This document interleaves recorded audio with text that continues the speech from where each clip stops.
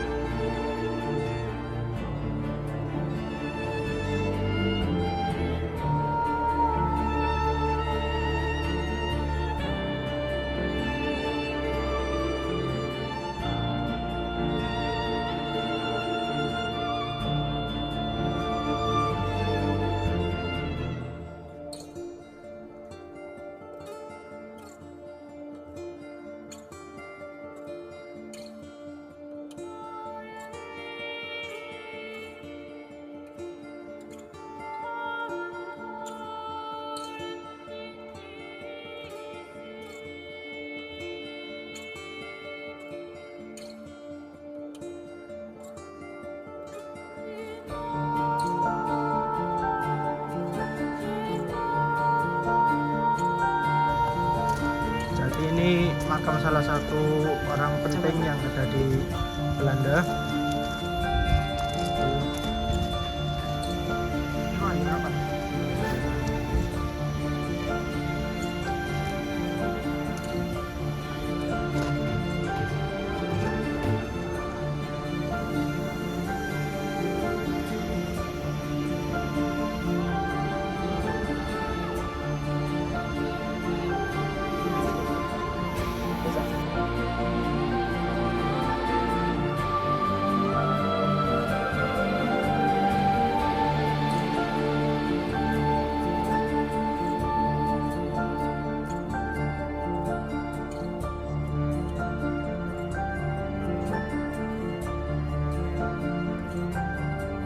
Oke teman-teman, ini saya bersama Iqbal, Lukman, dan Bintang. Gimana reaksinya? Menakutkan. Jadi ini kondisinya cukup mengerikan ya. Ini unik lah ini. Ini sekarang kita melihat kenapa dari dalam ya. Jadi ini ada lubang. Ini saking lamanya ya teman-teman. Ya, jadi seperti ini saya tidak tahu. Ini kemungkinan kena hujan jadi ambles. Itulah. Oke, lanjut next di lokasi berikutnya.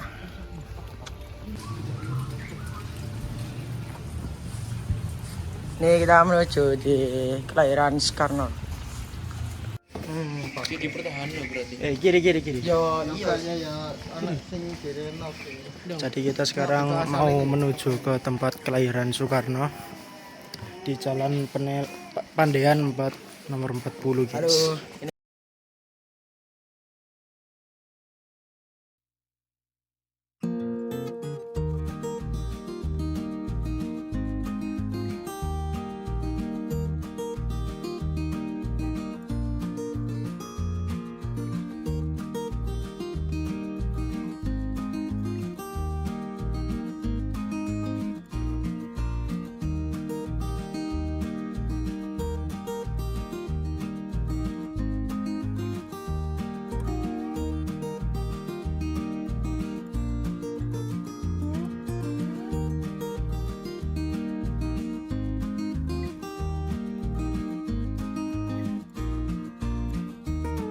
Rumah ini tercatat sebagai tempat lahirnya Soekarno pada 6 Juni 1901. Bangunan ini berada di Jalan Penele 4, Surabaya. Kini dijadikan situs sejarah. Dari sini perjalanan panjang seorang tokoh bangsa bermula.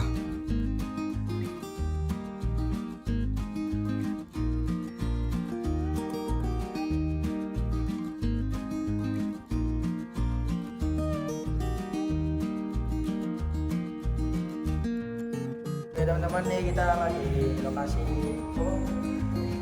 rumah kelahiran Pak Soekarno ya bos. Ini kondisinya sangat buruk.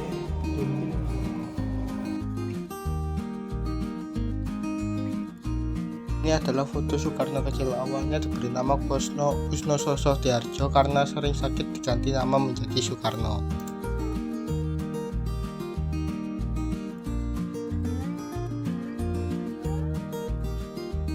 Soekarno bukanlah anak tunggal, ia memiliki kakak perempuan bernama Soe Karmini. Lahir pada 1898, berbeda dengan adiknya. Soe Karmini memilih hidup sederhana dan jauh dari panggung politik.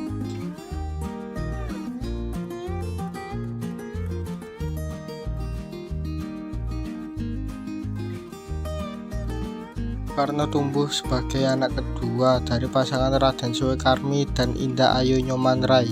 Dari kecil ia dikenal cerdas, suka membaca dan berani berpendapat. Sifatnya yang kelak membentuk dirinya menjadi pemimpin bangsa. Soekarno sangat menyayangi ibunya Indah Ayu Nyoman Rai.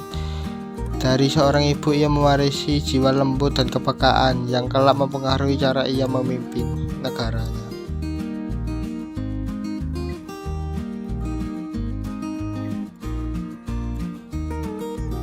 Di rumah kecil Jalan Pandiran, Surabaya. Anak itu diberi nama Kusno. Oh, dengan awal ini sangat cinta. Orang tuanya memberikan nama Kusno menjadi Soekarno yang memiliki literasi dan jiwa kepemimpinan yang tinggi.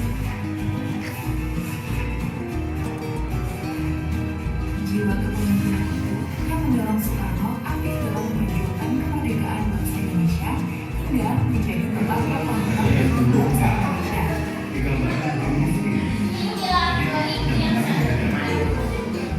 Gaji guru itu ibunya tidak punya pendapatan lain dan memang pekerjaannya dipindah-pindah dan mutasinya tidak di dalam kota aja. Jadi mutasi kemudian dia caranya kan macam-macam. Ketika di Surabaya tidak tahu, kemudian pindah lagi di Jombang, kemudian pindah di Sidoarjo, di Sidoarjo di Mojokerto, dari Mojokerto di Blitar, pindah-pindah sampai pensiun. Raden Sukeni Sosodiarjo itu tidak pernah punya rumah. Gaji yang diterima oleh Pak Temi itu sekitar 27 gulden satu bulan. Ini tentu saja bukan sebuah gaji yang ideal untuk seorang kepala rumah tangga yang memiliki anak dua dan harus anak dua. Gaji yang diterima oleh Pak Temi itu sekitar 27 gulden. Ini berarti dengan demikian Pak Temi adalah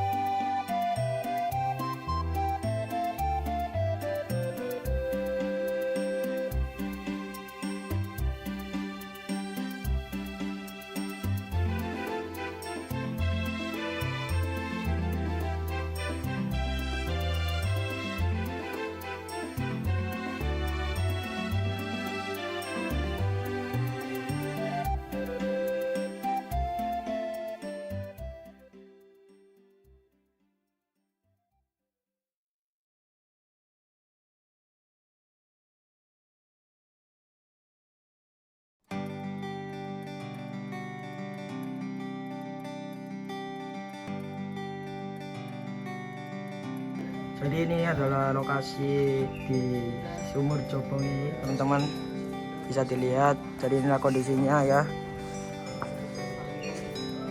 kondisi rumahnya. Dan ini juga ditemukan Sumur Jobong pada tahun 2018. Teman saya. Dan ini juga salah satu sejarah dari Sumur Jobong. Dan juga ini teman-teman,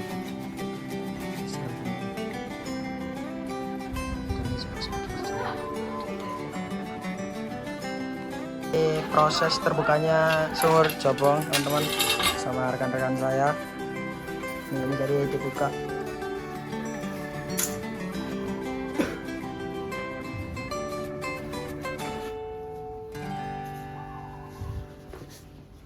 Sumur Jobong adalah situs bersejarah di Surabaya yang ditemukan pada 31 Oktober 2018 di Jalan Pandean Gang 1 Peneleh. Sumur ini berbentuk lingkaran besar dari tanah liat bakar atau terakota yang tersusun 3. Diduga berasal dari era Majapahit. Sumur ini dianggap sebagai bukti keberadaan kampung tertua di Surabaya. Jobong merupakan salah satu komponen bangunan terakota Majapahit yang menunjukkan kreativitas masyarakat dalam mengatasi masalah kekurangan air. Sumur Jobong di Surabaya merupakan salah satu peninggalan tradisional yang masih bisa ditemukan di beberapa wilayah tua kota ini, khususnya di daerah perkampungan atau kawasan bersejarah. Sumur Jobong sendiri adalah sumur dengan dinding yang dibuat dari jobong, yaitu pipa tanah liat berbentuk silinder besar yang disusun secara vertikal ke bawah.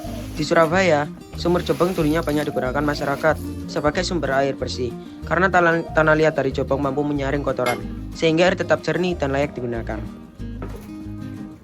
Keberadaan Sumur Jobong di Surabaya tidak hanya berfungsi sebagai penyedia air, tetapi juga menjadi bagian dari kearifan lokal masyarakat kota pesisir yang memadukan teknologi sederhana dengan kondisi lingkungan.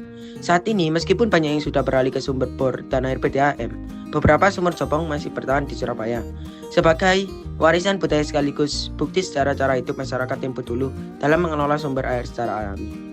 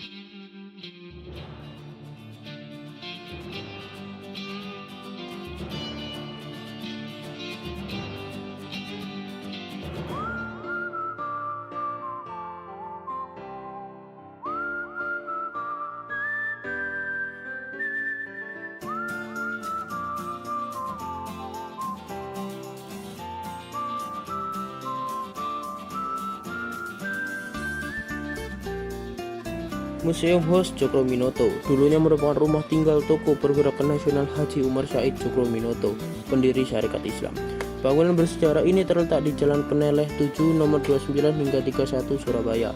Pada masa hidupnya, rumah ini bukan sekedar tempat tinggal, melainkan juga menjadi tempat kos bagi sejumlah pemuda yang kelak menjadi tokoh besar bangsa, seperti Ir Soekarno, Semaun, Musso, hingga Kartosoewirjo. Dari rumah sederhana ini lahir berbagai gagasan besar yang kemudian menggerakkan semangat perjuangan menuju kemerdekaan Indonesia. Setelah Cokroaminoto wafat pada tahun 1934, rumah tersebut tetap dijaga dan dipelihara oleh keluarganya. Hingga akhirnya pada tahun 2017, pemerintah kota Surabaya menetapkannya sebagai museum untuk mengenang jasa-jasa beliau. Saat ini museum tersebut menyimpan berbagai peninggalan asli, mulai dari kamar tidur, ruang belajar, dokumen bersejarah, hingga foto-foto perjuangan. Semua koleksi itu menghadirkan suasana seolah kembali ke masa ketika Cokroaminoto membimbing para pemuda yang kelak dikenal sebagai generasi emas pejuang kemerdekaan. Tidak heran bila rumah ini kemudian dijuluki sebagai rumah pergerakan, sekaligus menjadi Hos Cokroaminoto, dikenal sebagai guru bangsa.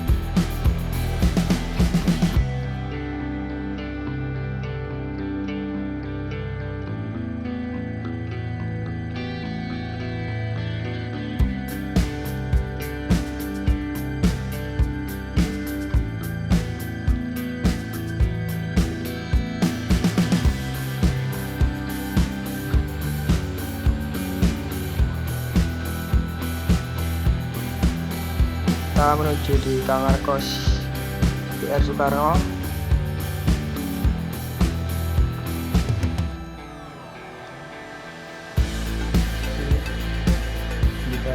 Waduh, es menyalar.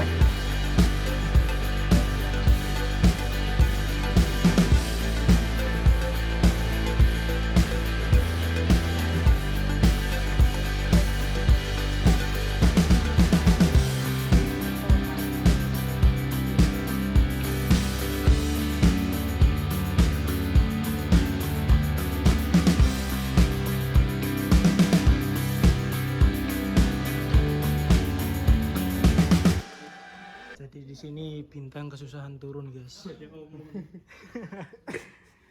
Bisa kalian lihat tangganya terlalu ekstrim ya. Iki lah HP-mu tiba, waduh.